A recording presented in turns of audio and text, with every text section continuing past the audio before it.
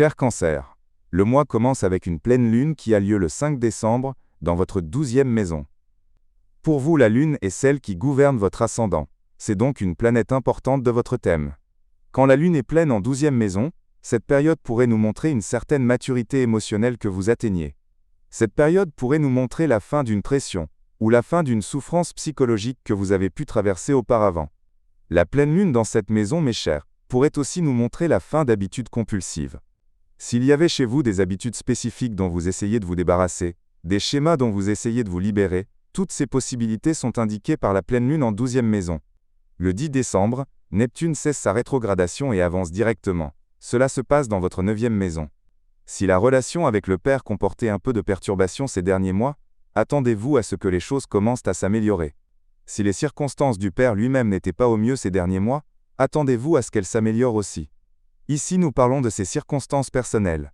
Le 11 du mois, Mercure transite en Sagittaire, qui se trouve dans votre 6e maison.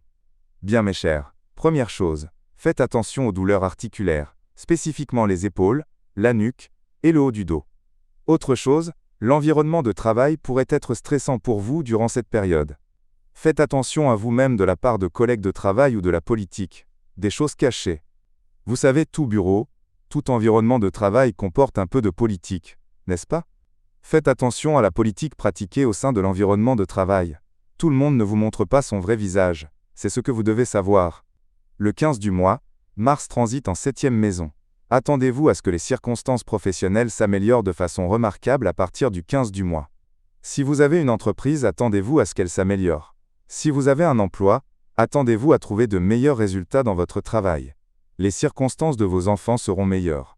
Les personnes dont le travail dépend de contrats, attendez-vous à de nombreux contrats, comme ceux qui travaillent dans l'immobilier, ceux qui vendent des voitures, tout ce qui implique des contrats, des achats et ventes entrant dans des contrats. Attendez-vous à de meilleures circonstances durant cette période. Le 19 du mois, nous avons une nouvelle lune qui a lieu en Sagittaire, c'est-à-dire en 6e maison. Pour les personnes ayant l'envie de commencer un nouveau régime, de faire du sport, de trouver un nouvel emploi, ou de trouver de nouveaux employés, si vous aimez engager de bons employés, si vous voulez commencer à aller au club, commencer à changer votre régime, commencer des changements dans votre vie quotidienne et votre routine quotidienne, c'est une période excellente avec la nouvelle lune, pour commencer ces changements.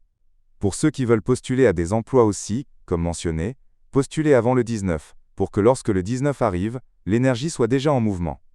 Le 24 du mois, Vénus transite en 7e maison. C'est un transit excellent, mes chers. Le transit de Vénus dans cette maison met en lumière la vie amoureuse. La chance du partenaire augmente. Si vous avez un partenaire amoureux, sa chance augmente sur le plan professionnel et financier. Ses accomplissements augmentent sur ces deux plans.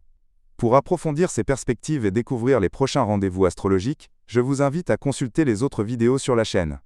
Abonnez-vous pour recevoir chaque nouvelle analyse et restez connecté à l'influence des astres sur votre parcours.